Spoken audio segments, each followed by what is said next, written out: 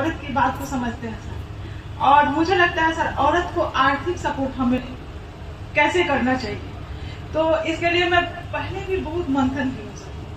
और मंथन में से एक जैसे हम सोचे कि बिंदी बना देते हैं, बिंदी बनाना बहुत बड़ा इन्वेस्टमेंट मेरा नहीं लगेगा, या सिंदूर बनाना, छोटी छोटी काम है, तो प्रोडक्शन करवा भी सकते हैं सर, और महिला कर भी सकती है, क्योंकि महिलाओं के लिए ऐसा काम हम चाहते हैं सर कि वो अपने घर में रह के करे। और प्लीज आप लोग बुरा नहीं माने, मतलब जो आर्थिक बिल्कुल निम्न स्तर से रहते हैं उनके घर में क्या होता है ना, महिलाएं तुरंत बाहर निकल सकती है 2 महीना साल भर के बाद में, शादी के बाद। लेकिन जो भी थोड़ा सा पैसे वाले हैं वो लोग अपने औरतों को घर से निकलने नहीं देना चाहते हैं सर। अब इस स्थिति में औरतें अपना दुख तो मायके में कह नहीं सकती है क्योंकि शादी हो गया है, और ससुराल वाले भी ज्यादातर समझते नहीं है, सोचते हैं कि एक तो दहेज लेके नहीं है। बहुत तरह से सर, मैं जमीनी असर की बात कर रही हूँ, जो मिडिल क्लास की औरतें हैं ना सर, वो बहुत ही मतलब दलदल में फंसते जा रही है, और इस तरह से बहुत सारी औरतें ने सुसाइड भी कर दिया सर। तो अगर उसके पास में कुछ भी होता ना सर, तो उसके पास एक हिम्मत होता है। और मिडिल क्लास का सबसे बड़ा ड्रॉबैक है कि ये दारू शराब, हस्बैंड जो कि बहुत हद तक बंद हुआ कि क्या हुआ, इसका मुझे ज्यादा नॉलेज नहीं सर। तो प्रोडक्शन भी कराया जा सकता है, जैसे हम लोग के पास थोड़ा बहुत पैसा, मैं जॉब करती हूँ तो मेरे पास है, मैं अपने हिसाब से कर सकती हूँ, लेकिन उसको बनाने के बाद उसका मार्केटिंग कैसे करना, इसका मुझे नॉलेज नहीं है। जैसे पेटीकोट बनाने के लिए मैं सोची कि पेटीकोट को सिलना आसान है, और मैं सीखी भी कि मैं कुछ महिलाओं को सिखा दूंगी, और कुछ महिलाओं को तो मैं कर सकती हूँ अपने हिसाब से। लेकिन पेटीकोट के बाद में फिर सर कुछ पेटीकोट बनाने के बाद में अब बेतिया में कौन घूम घूम कर बेचेगा, कैसे बिकेगा, बेचने का आइडिया मुझे नहीं है सर। उनके लिए सर कि वो ऐसा रोजगार दिया जाए कि भले वो महीने का 2000-3000 ही कमाए, लेकिन अपने घर में, क्योंकि उनके घर वाले उनको बाहर निकलने नहीं देना चाहेंगे सर, तो अगर घर में उनको 2 रुपया मिल रहा है, जैसे छोटी छोटी, हमारे इन्वेस्टमेंट भी ज्यादा ना हो और उन्हें रोजगार भी मिल रहा है। एक बात और कहना चाहूंगी कि महिला, देखिए देश तो आजाद होकर चला गया है, अंग्रेज लोग चले गए हैं, लेकिन औरत आज भी आजाद नहीं है। पता नहीं आप इस बात को कितना हद तक समझ सकते हैं, आप एक जेंट्स हैं, लेकिन मैं एक औरत हूँ सर, और ये मेरी मतलब आत्मा की आवाज है कि औरत आज भी गुलाम है, और गुलाम होते हुए भी सर उसको पता ही नहीं है कि मैं गुलाम हूँ। सबसे बड़ी तो बात ये है, आप किसी पूछेगा घर में क्यों बा, तो कहेगी घर में क्यों नहीं थे, वो अपने आप को समझती नहीं है कि आदमी है, समझ रहे हैं सर। तो उनके लिए काम करने की बहुत जरूरत है सर।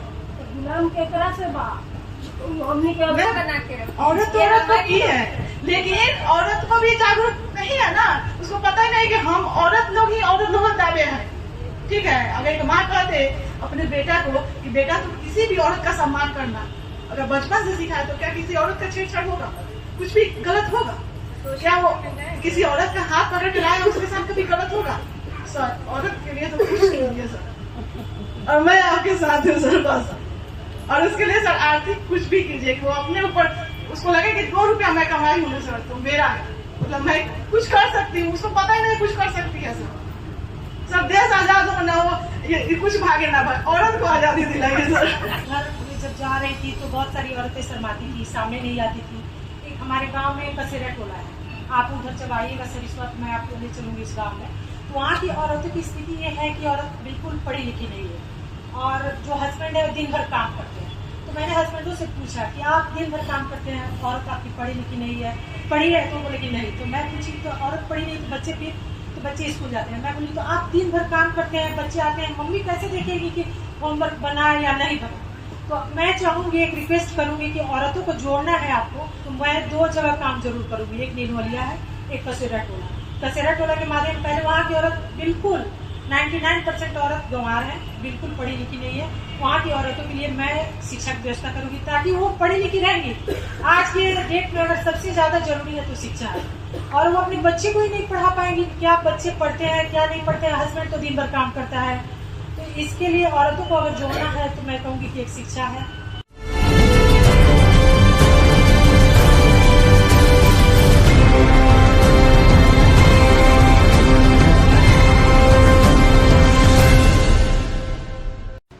मैं नेता नहीं हूं, मैं इस सोच का सूत्रधार हूं, और आपकी भावनाओं का, आपकी आकांक्षाओं का कस्टोडियन हूं।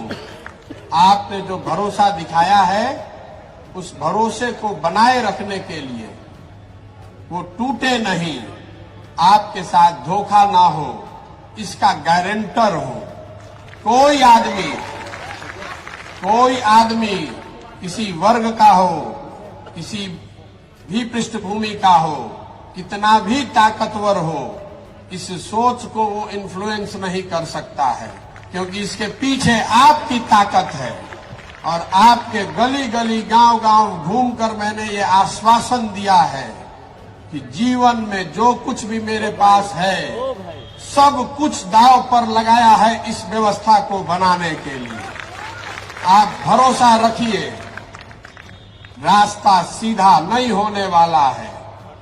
जिस बिहार को बड़े बड़े नेताओं ने और पार्टियों ने पिछड़ा और न सुधर पाने वाला राज्य मानकर छोड़ दिया है, उसको अब बिहार के लोग मिलकर सुधारेंगे, ये संकल्प लेकर आए।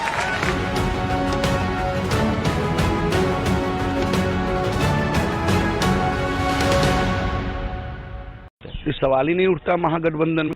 महागठबंधन से हम लोग निकले क्यों? देखिए, नीतीश कुमार जी करप्शन, क्राइम और कम्युनलिज्म से कभी समझौता नहीं कर सकते। तय है कि महागठबंधन को छोड़ के तो वहां जाना बिल्कुल ही नहीं है। हम लोग हैं एनडीए में।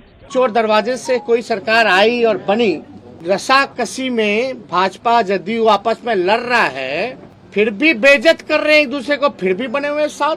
ये दिखाता है कि कितना सत्ता का लालच है, लोभ है।